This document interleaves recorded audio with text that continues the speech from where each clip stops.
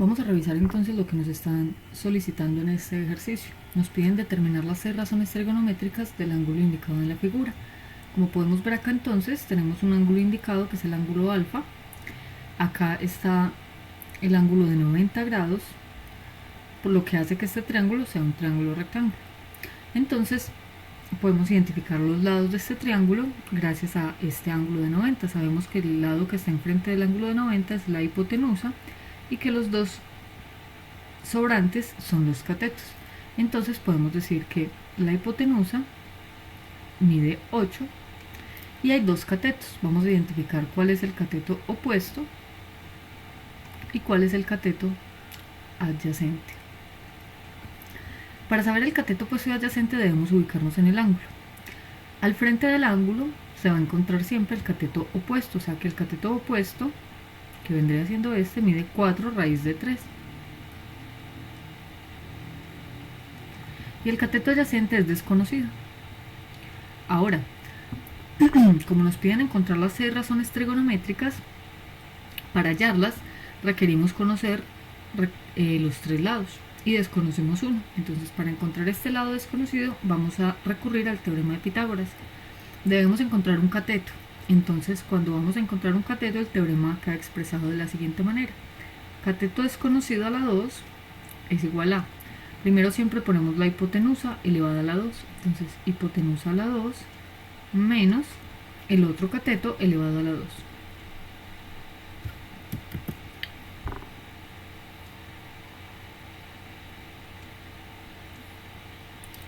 Repito entonces, cateto desconocido elevado a la 2 es igual a la hipotenusa elevada a la 2 menos el otro cateto elevado a la 2. Vamos entonces a desarrollar esto y esto. Entonces nos quedaría que x a la 2 es igual a 8 por 8 daría 64 menos. Entonces aquí hay un detalle. Tenemos esto que tenemos adentro es 4 por raíz de 3. Por las propiedades de la potenciación, este exponente debe ponérsele al 4 y a la raíz del 3. O sea que esto nos quedaría 4 a la 2 por raíz de 3 también a la 2. Luego entonces, x a la 2 sería igual a 64 menos, vamos a resolver cada una de estas potencias, 4 por 4 daría 16, por, aquí como tengo raíz y exponente, puedo eliminar la raíz y el exponente y me queda un 3. Para resolver esto, primero debemos resolver la multiplicación, 16 por 3, la voy a resolver ahí. ¿Cuánto daría 16 por 3? 16 por 3 da 48, entonces en un paso adicional lo pueden escribir, pero yo lo voy a poner de una vez acá. Entonces 16 por 3 daría 48. Vamos entonces a hacer la resta, 64 menos 48, y nos da que sería 6, 16. Listo. Ahora, para entonces poder quitarle el exponente a la x, debemos sacar raíz cuadrada a ambos lados de la igualdad. Aquí se van la raíz con el exponente y me queda que x es igual a, y aquí debo buscar un número que multiplicado por sí mismo de 16, ese número es el 4, porque 4 por 4 daría 16. Quiere decir que el cateto que desconocemos mide 4, podemos ponerlo de una vez con un colorcito distinto para saber que ese era el cateto desconocido que está midiendo 4. Entonces ese cateto acabamos de encontrar que mide 4. Vamos ahora entonces a encontrar las 6 razones trigonométricas para este ángulo alfa. Vamos a desplazar este triángulo hacia abajo para poder visualizar bien las partes. Aquí donde vamos a encontrar las 6 razones trigonométricas. Continuamos por aquí. Voy a bajar un poco más el triángulo para poder visualizar bien sus partes. Entonces aquí vamos a empezar a encontrar las 6 razones trigonométricas. Vamos a empezar entonces con el seno del ángulo alfa. Entonces recordemos que el seno de un ángulo, cual sea, el que sea, se define como el cateto opuesto sobre la hipotenusa. Al sustituir entonces tenemos que el cateto opuesto, entonces si este es el ángulo alfa, el cateto opuesto es 4 raíz de 3, entonces debo hallar 4 raíz de 3 sobre la hipotenusa es la que está enfrente del ángulo de 90, al frente del ángulo de 90 está en un lado que mide 8. Recordemos que para simplificar aquí puedo simplificar los dos números que están por fuera de la raíz, o sea, puedo simplificar al 4 y al 8. Este no lo puedo tocar. El 4 tiene mitad, que es 2, y el 8 tiene mitad, que es 4. Los números resultantes todavía tienen mitad. Mitad del 2, 1, y mitad del 4, 2. Entonces, ¿qué me queda? Me queda lo siguiente. Arriba me quedó un 1 y una raíz de 3. 1 raíz de 3, o sea que simplemente me quedó raíz de 3. Y en el denominador me quedó 2, o sea que aquí simplemente me quedó raíz de 3 sobre 2, o sea que el seno de alfa es igual a raíz de 3 sobre 2. Vamos con el coseno. El coseno de alfa, recuerden que es muy importante poner el ángulo al que estamos hallándole la razón trigonométrica, sería el cateto adyacente sobre la hipotenusa, así se define. Recuerden hacer en una fichita las formulitas. El cateto adyacente, si este es el ángulo, entonces el cateto opuesto es este. El cateto adyacente fue el que encontramos, que es el 4. Entonces sería 4. Y la hipotenusa es el que está enfrente del ángulo de 90, o sea, 8.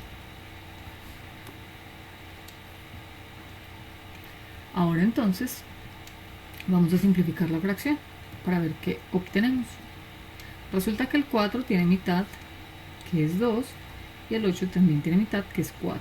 Los números que obtuvimos también tienen mitad. Mitad del 2, 1, y mitad del 4, 2.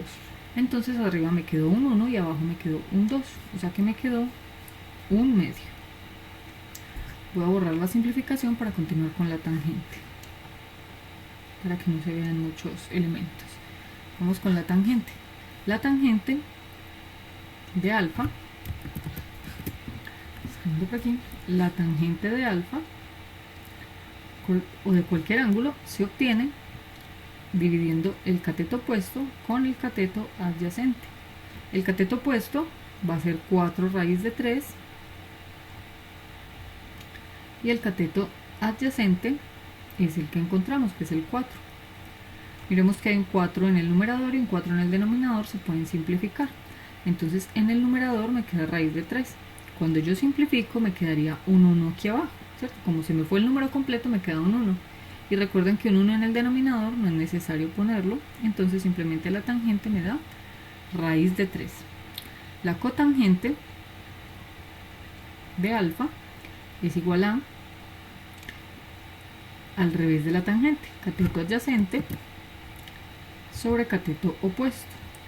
Entonces vamos a escribir, cateto adyacente es 4 y el cateto opuesto es 4 raíz de 3.